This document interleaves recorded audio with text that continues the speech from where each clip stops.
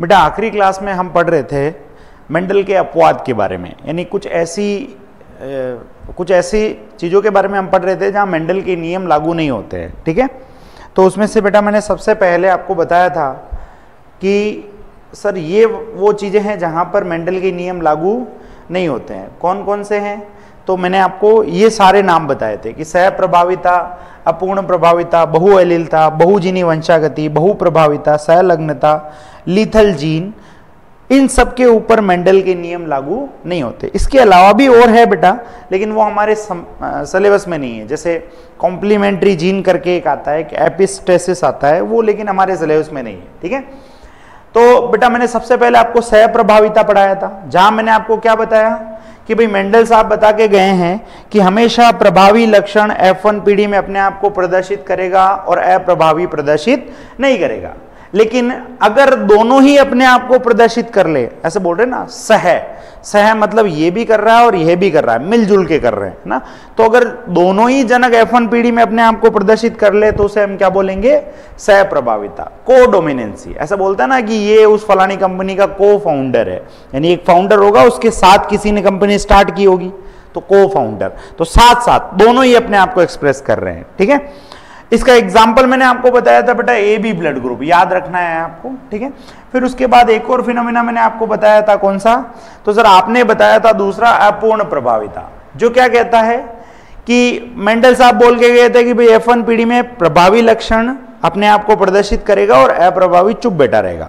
लेकिन अगर ये प्रभावी लक्षण पूरी तरीके से अपनी प्रभाविता प्रदर्शित ना कर सके तो F1 पीढ़ी में बेटा एक नया लक्षण आ जाता है। F1 पीढ़ी में क्या होता है सर? एक नया लक्षण आ जाता है जो कि प्रभावी और अप्रभावी के बीच का होगा, तो उसे हम क्या बोलेंगे?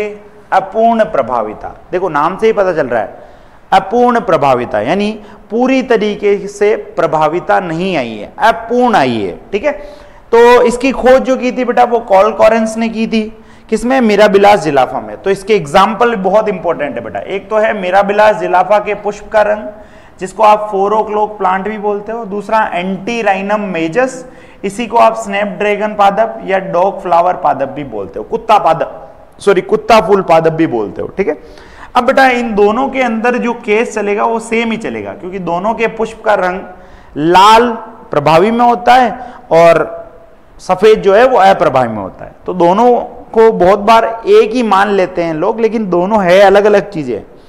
बट क्योंकि दोनों के लक्षण कुछ ऐसे आ रहे हैं कि हमें ऐसा लगता है, तो मैं एक का बता रहा हूं, दूसरे का भी सेम टू सेम वैसे ही है। ठीक है, दोनों का नहीं बता रहा हूं, किसी एक का बता रहा हूं, दूसरे का भी सेम टू सेम डिट्टो वैसा का वैसे ही होगा, और इसको मैं अलग से बताऊंगा। क्लियर है क्या मेरी बात? जी सर, तो ध्यान से सुनिए बेटा, मैं आपको बता रहा हूं स्नैपड्रैगन डॉग फ्लावर का, है ना, आप मान के चलिए कि मिराबिलास जिलाफा में भी ऐसे ही होता है। तो बेटा स्नैपड्रैगन जो होता है, डॉग फ्लावर जो होता है, उसके पुष्प का रंग, जब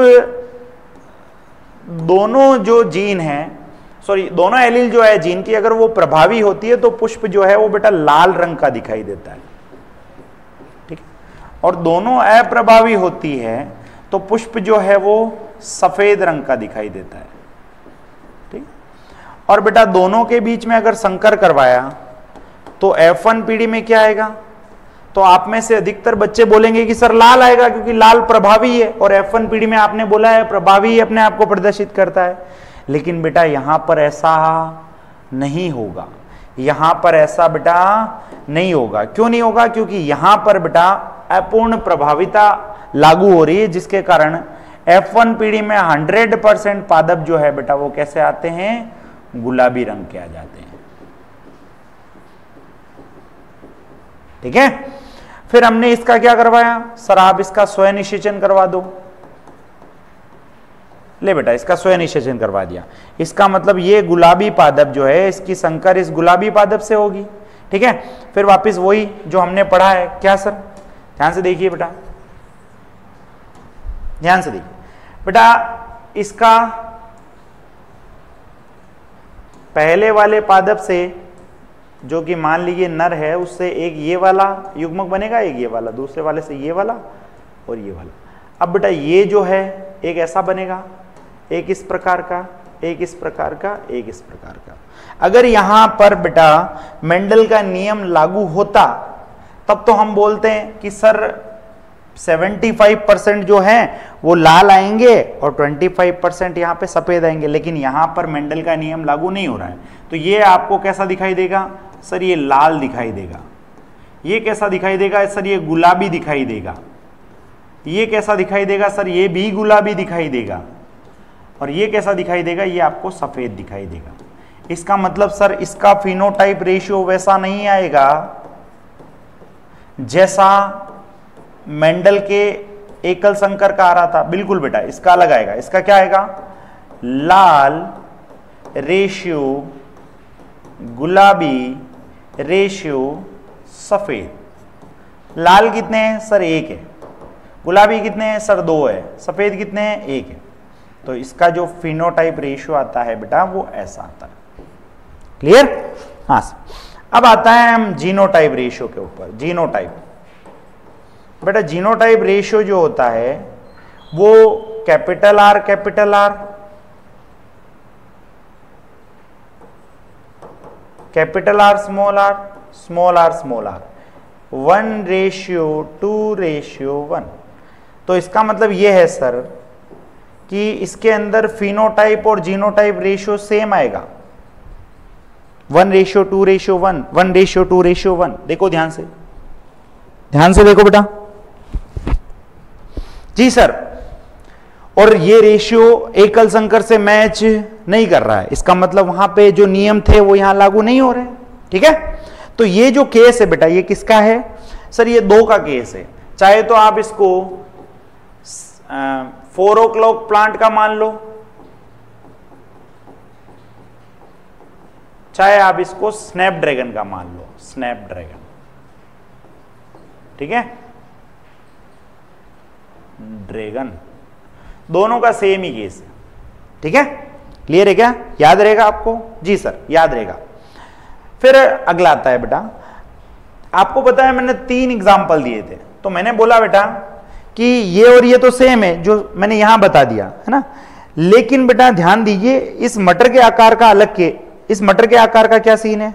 तो मटर के आकार में देखो बेटा, मटर का आकार कैसे डिसाइड होता है? तो एक जीन जो होती है बेटा वो मंड बनाती है, कार्बोहाइड्रेट बनाती है, और वो कार्बोहाइड्रेट उस मटर के बीज के अंदर स्टोर होगा।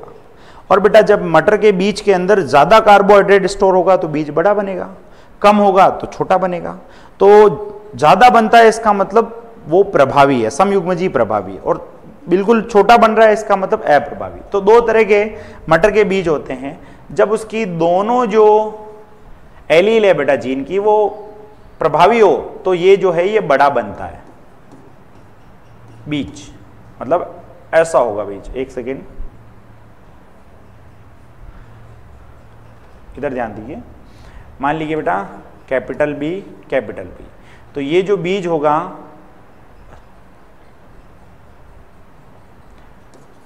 कैपिटल बी, ये बीज ऐसा होगा, इतना बड़ा है ना, तो मैं बोलूंगा ये बड़ा साइज, लार्ज साइज का होगा। और अगर स्मॉल बी आ गया तो ये बीज इतू सा होगा, है ना, तो ये मैं बोलूंगा ये छोटा होगा, साइज इसका कैसा होगा? छोटा। अब ध्यान से सुनिए बेटा, ध्यान से सुनिए।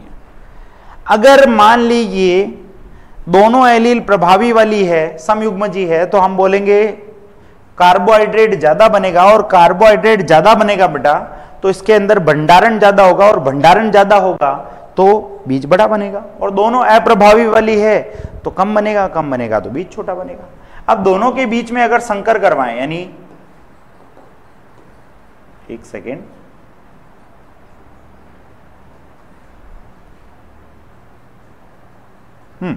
दोनों के बीच में संकर करवाए तो क्या बनेगी? सर F1 पीढ़ी बनेगी।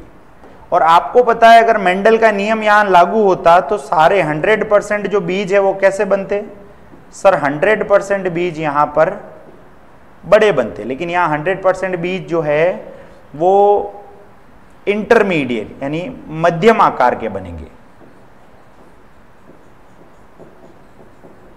देखो नया लक्षण आ गया कि नहीं आ गया, जो किसी में नहीं था।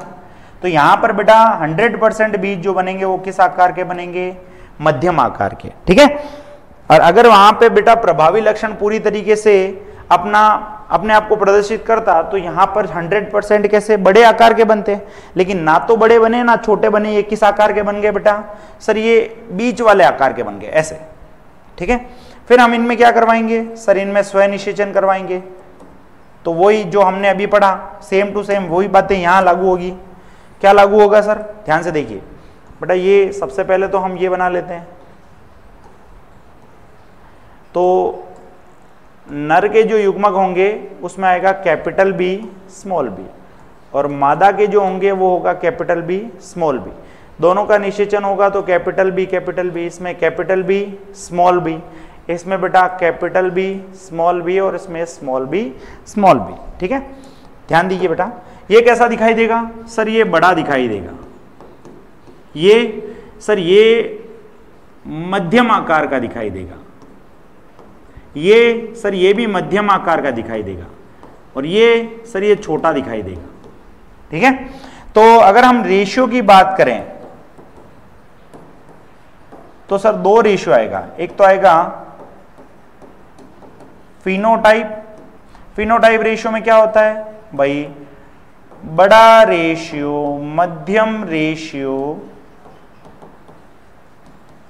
छोटा। बड़ा कितना है सर? 1, मध्यम कितना है सर? 2, और छोटा कितना है? 1। तो ये तो आ गया इसका फिनोटाइप रेशियो, ठीक है।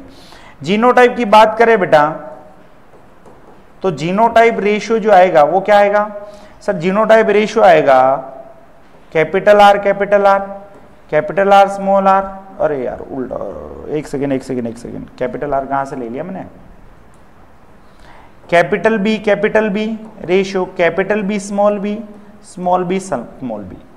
1:2:1।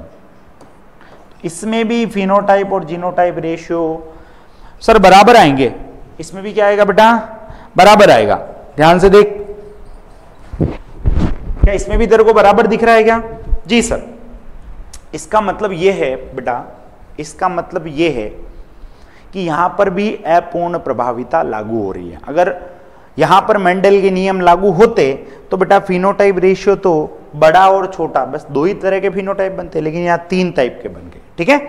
तो ध्यान रखना है बेटा इन केस के बारे में। अब यहां से कौन कौन से सवाल पूछे जाते हैं मैं स्क्रीन पे प्ले कर रहा हूं, आपको उन सवाल को सोल्व करना है, ठीक है बेटा।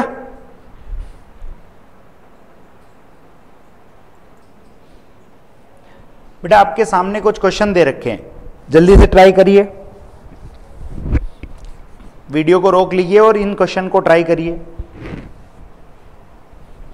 इन क्वेश्चन को जल्दी से ट्राई करिए बेटा। चलिए इधर ध्यान दीजिए, मैं बताता हूं अब आपको। देखिए बेटा ध्यान दीजिए, बोल रहा है कि 4 o'clock पादप। देखो यहां पर ये जो बात बोली गई है ना, यही अपने आप में एक बहुत बड़ा हिंट है। यही आपको क्वेश्चन में पकड़ना है, क्योंकि ये नहीं पकड़ पाए आप तो आप एकल संकर कर बैठोगे तो गलत कर लोगे, ठीक है। तो ये एक अपने आप में इंपॉर्टेंट बात है। बोल रहा है अशुद्ध लाल पुष्प। अशुद्ध लाल यानी सर ऐसा होगा, वाले पादप की संकर सफेद पुष्प, यानी इसको हमने ऐसे पुष्प से करवा दिए, ठीक है। वाले पादप से कराने पर 300 पादप प्राप्त हुए। इनसे कितने हुए बेटा? 300 पादप। अच्छा एक चीज रुको, एक मिस्टेक कर ली अपन ने। क्या मिस्टेक की अपन ने? कि अशुद्ध लाल तो कभी देखने को ही नहीं मिलेगा ना, ये अशुद्ध लाल थोड़ी है, ये तो गुलाबी हो गया। हाँ सर ये मिस्टेक तो कर ली। तो यहां हम थोड़ा सा करेक्शन करते हैं। क्या? हम यहां पर शुद्ध लाल कर देते हैं, ठीक है, शुद्ध लाल कर देते हैं। अब शुद्ध लाल में बेटा हमें कोई खास दिक्कत नहीं आएगी, तो कैपिटल आर। तो ध्यान रखना बेटा, ये भी ध्यान रखना है ना, अशुद्ध लाल तो कभी हो ही नहीं सकता। अब देखो 4 o'clock प्लांट जो है यही तो है 4 o'clock, और अशुद्ध तो यही तो है। क्या ये अशुद्ध कभी लाल हो सकते हैं क्या? नहीं सर, ये तो हमेशा गुलाबी ही रहेंगे, ये तो हमेशा गुलाबी ही रहेंगे, ठीक है। तो यहां ध्यान देना बेटा, ये क्रॉस हुई है ना, शुद्ध लाल थे यहां पर और वहां शुद्ध सफेद पादप थे, इनमें क्रॉस करवाई तो 300 पादप मिले आपको। अब ये क्या बोल रहा है कि शुद्ध लाल पादप कितने होंगे, तो बेटा जब मैं ये क्रॉस करवाऊंगा, ध्यान से देखना बेटा, एक सेकेंड इसको थोड़ा बड़ा करते हैं ना, ध्यान से देखना बेटा, मैंने ये क्रॉस करवाई है ना बेटा, इससे दो तरह के युग्मक बनेंगे, कैपिटल आर कैपिटल आर, इससे दो तरह के स्मॉल आर स्मॉल आर, ठीक है। जब मैं ये क्रॉस करवाऊंगा तो capital R small R capital R small R capital R small R capital R small R. ध्यान से देख बेटा, क्या सारे अशुद्ध आ रहे हैं? जी सर। और 4 o'clock में तो बेटा अपूर्ण प्रभाविता लागू होती है, और जब भी अशुद्ध आएगा तो फिर वो लाल नहीं, वो तो गुलाबी बोला जाएगा बेटा। क्या बोला जाएगा? गुलाबी बोला जाएगा।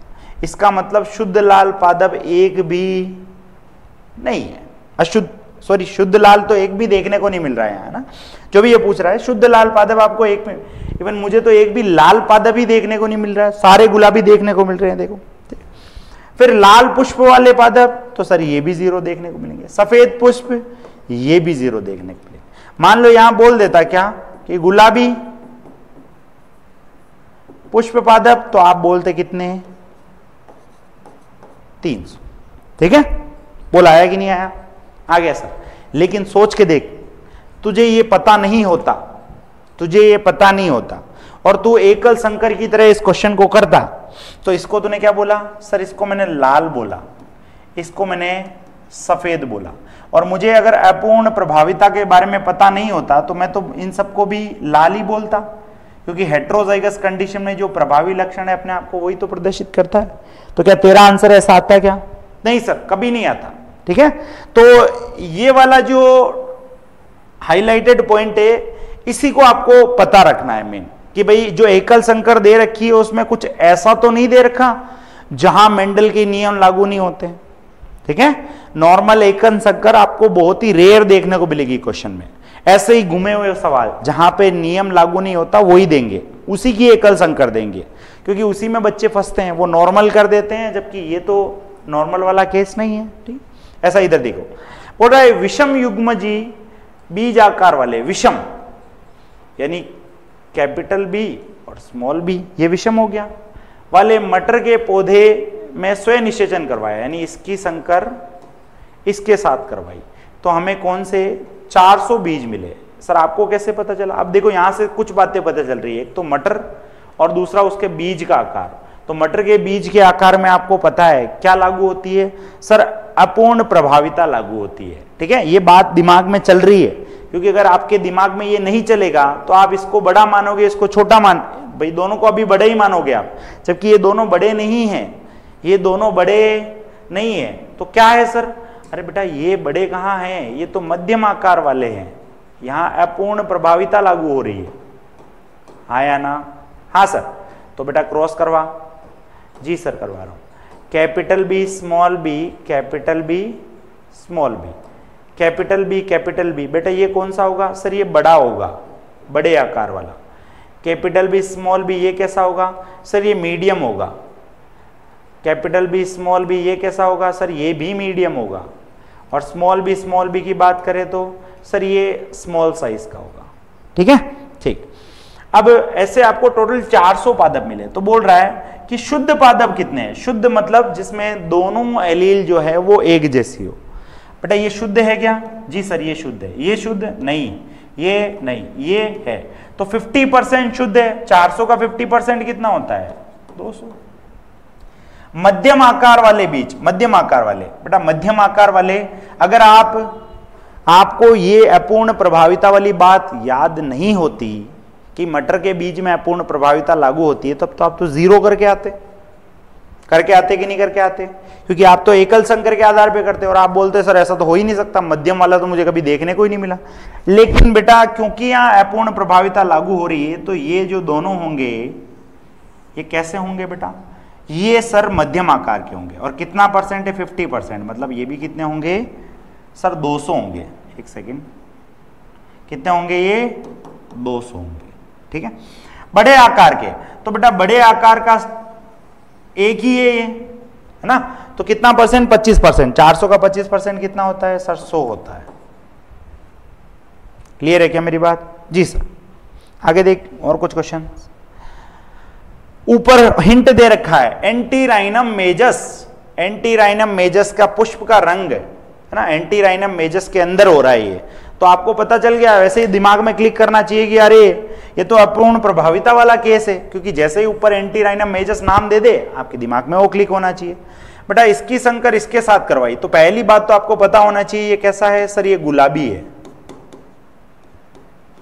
क्योंकि ऊपर एंटीराइनम मेजस बोल दिया है। ये भी क्या है, गुलाबी है, तो उससे 100 बीज मिले। तो जल्दी से मैं क्रॉस करवा देता हूं, ध्यान से देखना बेटा। Capital R small R, capital R small R, capital R capital R, capital R small R, capital R small R, small R small R. ठीक है, बोल रहा है परसेंटेज ज्ञात करो, तो टोटल 100 है।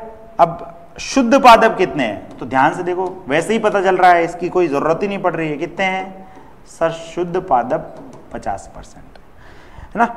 अशुद्ध पादप कितने हैं, तो ये दोनों अशुद्ध हैं। कौन से सर, बेटा ध्यान से देख, ये दोनों अशुद्ध है। एक सेकेंड, इससे हाईलाइट नहीं हो रहा अच्छे से है ना, मैं ये रेड वाला यूज करता हूं। देखिए ध्यान से देखिए, ये वाला अशुद्ध है, दोनों अशुद्ध है, तो ये कितना आएगा सर, ये भी 50% आएगा।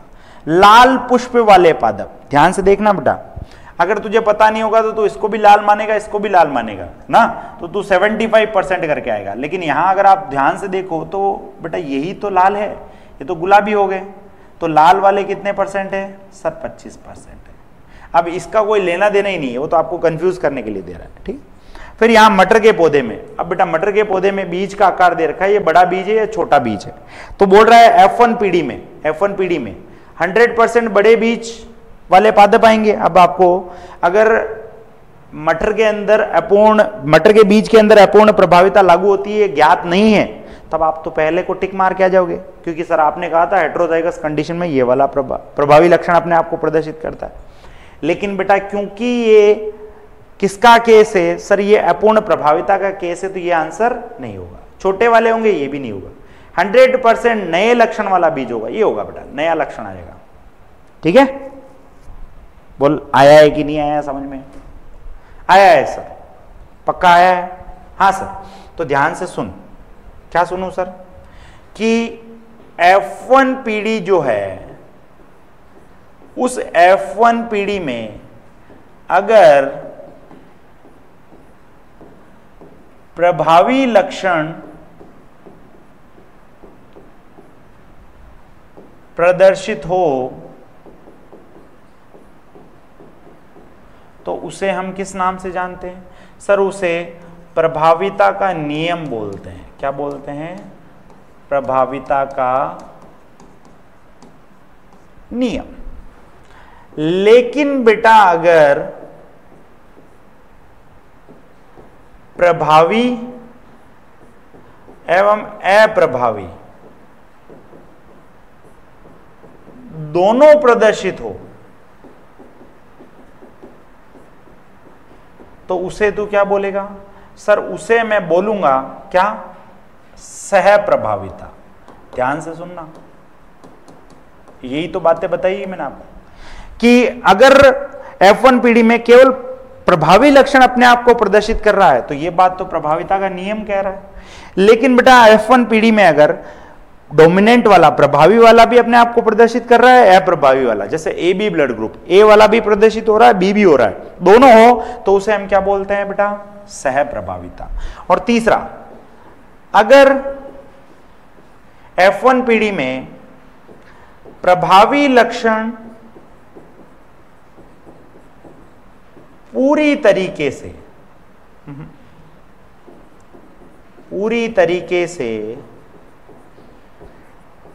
प्रदर्शित ना हो। बेटा पूरी तरीके से प्रदर्शित ना हो, इसका मतलब क्या है सर? इसका मतलब है पूरी तरीके से प्रदर्शित ना हो, इसका मतलब है कि पूरी तरीके से वो अपना प्रभाव शो नहीं कर पा रहा है। ना हो तो नया लक्षण आता है, नया लक्षण आता है, और इसे आप क्या बोलते हो सर? इसे हम अपूर्ण प्रभाविता कहते हैं। तीनों समझ में आया क्या? जी सर, तीनों समझ में आया अच्छे से। ठीक है, अब सर कभी तो आप प्रभाविता को, कभी तो आप बोल रहे हो कि F1PD में प्रभावी जो है वो अपने आप को प्रदर्शित कर रहा है, कभी दोनों कर रहे हैं, कभी कोई नए आ रहा है, तो ये है क्या प्रभाविता सर? मेरे को अच्छे से समझ में नहीं आ रही है कि किससे मैं डोमिनेंट बोलूं, अच्छे से किसको डोमिनेंट बोलूं, क्योंकि अगर मैं एक को बोल रहा हूं, जैसे प्रभाविता के नियम में मैं होमोजाइगस वाला जो बड़ा वाला है जो प्रभावी है उसको बोल रहा हूं तो वो प्रदर्शित कर रहा है, लेकिन फिर यहां पर दोनों कर रहे हैं, तो फिर यहां पर किसको प्रभावी बोलूं, यहां पर किसको प्रभावी बोलूं, यहां तो एक नए लक्षण आ रहा है। तो आइए हम प्रभाविता को मॉलिक्यूलर लेवल पे यानी डीएनए के स्तर पर समझने की कोशिश करते हैं, डीएनए के स्तर पर समझने की कोशिश करते हैं। हाँ बेटा, तो मैं आपको बता रहा था कि किसको आप प्रभाविता बोलोगे और किसको अप्रभाविता बोलोगे, तो इसको हम क्या करते हैं, डीएनए के स्तर पर समझने की कोशिश करते हैं। हालांकि मैं इस चीज को ऑलरेडी रिकॉर्ड कर चुका था, बट आवाज नहीं आई, इसलिए मुझे वापस से रिकॉर्ड करना पड़ रहा है। ठीक है, ठीक, इधर ध्यान दीजिए। तो बेटा मैंने कहा कि भगवान जो है, भगवान ने जो भी जीन बनाई, उस जीन की जो 2 एलील बनाई, पहली बात तो आप ये समझिए कि जीन काम कैसे करती होगी। तो मान लीजिए बेटा ये डीएनए का टुकड़ा है, इस डीएनए का ये जो छोटा सा पार्ट होगा, इसी को आप क्या बोलोगे? सर इसी को तो हम जीन बोल रहे थे, यही बोल रहे थे कि नहीं बोल रहे थे? जी सर, एक मिनट ध्यान से देखिए बेटा, मैं आपको वापस से एक नया पेज लेके बताता हूँ। मैंने आपको कहा बेटा, क्या कहा सर, कि ये डीएनए है, इस डीएनए का ये जो छोटा सा टुकड़ा होगा, इस टुकड़े को आप क्या बोलोगे? सर इसको जीन बोलेंगे। अब ये जीन काम कैसे करती है? तो ये जीन सबसे पहले तो आरएनए बनाती है, आरएनए से ये क्या बनाती है? सर प्रोटीन बनाती है, और प्रोटीन जो है वो किसकी तरह काम करता है? एंजाइम की तरह। और ये एंजाइम रिएक्टेंट जो होते हैं उनको प्रोडक्ट में कन्वर्ट कर देता है। तो अगर ये कन्वर्ट कर देगा प्रोडक्ट में, तो प्रोडक्ट फिर लाल रंग दिखाई देगा। इसीलिए जो आपको पुष्प दिखाई देगा बेटा, वो कौन से कलर का दिखाई देगा? सर लाल रंग का दिखाई देगा। लेकिन अगर ये जीन इस प्रोटीन को नहीं बनाती है, तो रिएक्टेंट कभी प्रोडक्ट में कन्वर्ट होगा क्या? नहीं होगा सर। और रिएक्टेंट प्रोडक्ट में कन्वर्ट नहीं होगा तो लाल रंग दिखाई देगा क्या? नहीं। तो फिर कोई और कलर आ जाएगा, जैसे ये वाला कलर आ गया, मान लाल नहीं आएगा तो कोई और आ जाएगा। तो लाल आ रहा है तो हम इसको प्रभावी बोल रहे हैं, कोई और आ रहा है तो उसको अप्रभावी बोल रहे हैं। इस तरीके से जीन काम करती है। अब ध्यान से देखिए बेटा, ध्यान से समझिए, इसको मैं मिटा रहा हूं सारे को।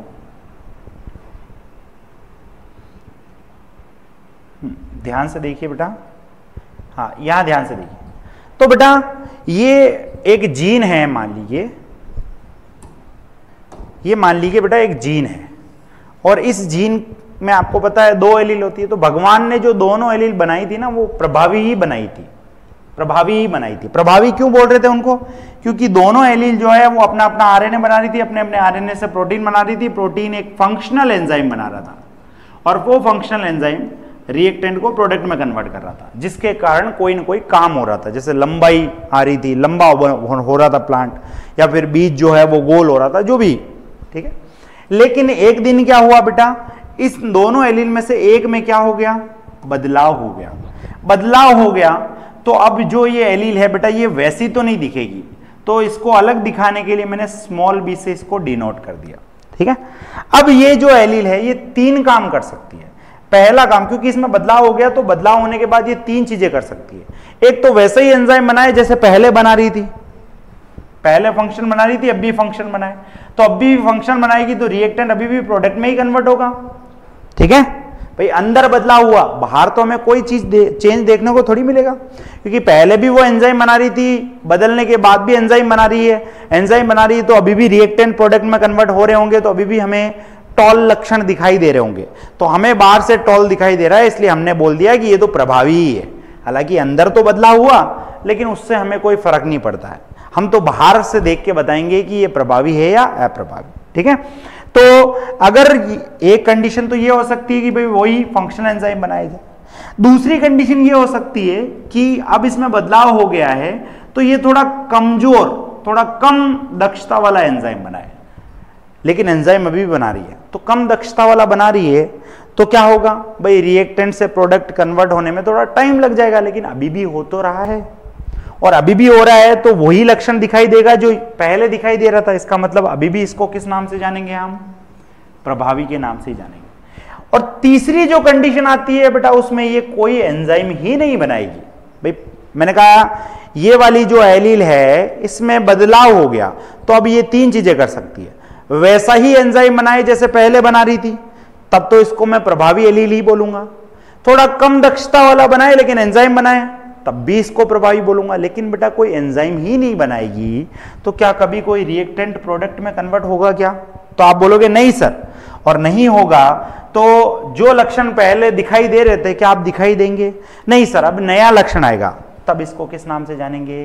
अप्रभावी। इसका मतलब यह है सर कि कोई जीन प्रभावी है या अप्रभावी है, ये इस बात पे निर्भर करेगा कि वो फिनोटाइप क्या दिखा रही है। यानी अगर ऐसा ही फिनोटाइप दिखाई, देखो इसमें बदलाव तो हुआ ना, बट बदलाव होने के साथ ही हमने इसको अप्रभावी नहीं बोल दिया। बदलाव होने के बाद भी अगर ये दो काम कर रही है तब तक तो ये प्रभावी ही मानी जाएगी। लेकिन बेटा जैसे ही इसने एंजाइम बनाना बंद कर दिया फिर हम इसको अप्रभावी बोलेंगे। यानी इससे यह समझ में आया कि प्रभाविता किसी जीन का लक्षण नहीं है। किसी जीन को आप प्रभावी अप्रभावी नहीं बोलोगे, वो जीन क्या बना रही है, क्या फिनोटाइप दिखाई दे रहा है, उसके आधार पे उसको प्रभावी अप्रभावी बोलोगे। यानी जीन जो है, मान लो मैं बोल दूं इस जीन के पास लंबाई का लक्षण है, लेकिन इसने प्रदर्शित किया और बोना पादप बना दिया, तब आप इसको प्रभावी बोलोगे क्या? नहीं सर, क्यों बोलेंगे हम इसको प्रभावी? तब तो हम इसको अप्रभावी ही बोलेंगे। तो इसका मतलब यह है कि इसके पास किसकी जानकारी है उससे मुझे कोई लेना देना नहीं है। ये प्रदर्शित क्या कर रही है, एक्सप्रेस क्या कर रही है, उससे मुझे लेना देना है। अगर ये लंबा पादप बना रही है तो मैं इसको प्रभावी बोल दूंगा, बोना बना रही है तो अप्रभावी बोल दूंगा। ठीक है, यही बात एनसीईआरटी बोलती है। फिर आता है बेटा, फिर आता है एक तीसरा। भाई हमने क्या पढ़ लिया सर? हमने पढ़ लिया सहप्रभाविता और अपूर्ण प्रभाविता। हम मेंडल के एक्सेप्शन पढ़ रहे थे, दो पढ़ लिए। अब तीसरा आता है क्या बेटा? तीसरा आता है बेटा बहुएलीलता। तीसरा क्या आता है? बहुएलीलता। इसको हम मल्टीपल एलिलिज्म भी बोलते हैं। होता क्या है, ध्यान से समझिए बेटा। हमने कहा कि सर नॉर्मली एक जीन जो होती है वो एक लक्षण को नियंत्रित करती है। ये हमें बेसिक है, पता है कि एक जीन एक लक्षण को नियंत्रित करेगी। और मुझे बताओ बेटा एक जीन में कितनी एलील होती है? तो आप बोलोगे सर दो होती है। इसका मतलब मैं ऐसा बोल सकता हूं कि दो एलील मिलके एक लक्षण को नियंत्रित करती है। ऐसा समझो, एक आदमी एक कुत्ते को नियंत्रित करता है, या ऐसा बोल दूं दो हाथ एक कुत्ते को नियंत्रित करते हैं। बात तो सेम ही है, एक आदमी के ही तो दो हाथ होंगे, ऐसे एक जीन के ही तो दो एलील होगी। तो मैं ऐसा बोल दूं कि सामान्यतः दो एलील जो है वो एक लक्षण को नियंत्रित करती है। ठीक है, तो सामान्यतः जो है बेटा एक लक्षण को दो एलील नियंत्रित करती है। लेकिन बेटा अगर किसी एक लक्षण को दो से ज्यादा, दो करे तब तो कोई दिक्कत नहीं, हम बोलेंगे ये जनरल बात है। लेकिन दो से ज्यादा मतलब 3, 4, 5, 50 लाख कितने भी, तो उसे हम क्या बोलेंगे बेटा? बहुएलीलता बोलेंगे। ध्यान रखिए बेटा, बहुएलीलता में जीन तो एक ही है लेकिन उसमें एलील दो से ज्यादा। इसीलिए हमने बोला कि एक लक्षण को दो से ज्यादा एलील नियंत्रित करे तो उसे हम क्या बोलते हैं बेटा? उसे सर बहुएलीलता बोलते हैं। क्या बोलते हैं? बहुएलीलता। ठीक है, तो मैंने यहां लिखा है कि लेकिन अगर एक लक्षण को दो से ज्यादा एलील नियंत्रित करे तो उसे हम क्या कहेंगे? बहुएलीलता कहेंगे। ठीक है, क्या कहेंगे? बहुएलीलता। अब आपके दिमाग में एक सवाल आएगा। क्या सवाल आएगा? कि सर आपने कहा था कि जीन की दोनों एलील जो है वो समजात गुणसूत्रों पर पाई जाती है। ये समजात गुणसूत्र, अब समजात गुणसूत्र तो दो ही होते हैं। तो मान लो यहां कैपिटल ए वाली एलील है और यहां बी वाली एलील है, तो तीसरी एलील कहां होगी? वो कहीं यहां होगी क्या? तो मैं बोलूंगा नहीं बेटा, ये जो तू बात कर रहा है ये किसी एक जीव की कर रहा है, और एक जीव में आपको बहुएलीलता देखने को नहीं मिलती है। एक जीव में बहुएलीलता देखने को नहीं मिलती है। अगर बहुएलीलता ढूंढनी है तो आपको एक से ज्यादा जीव चाहिए होंगे, यानी आपको पॉपुलेशन चाहिए होगी। तो बहुएलिलता हमेशा किस में पाई जाती है सर? पॉपुलेशन में पाई जाती है। तो यानी ये एक आदमी के अंदर जीन की उपस्थिति बता रखी है, दूसरा आदमी है, तो दूसरे मान लो एक एलील तो वही है जो यहां थी, लेकिन एक यहां पर अलग आ गई सी। तो कितनी एलील हो गई? 1, 2 और 1 3।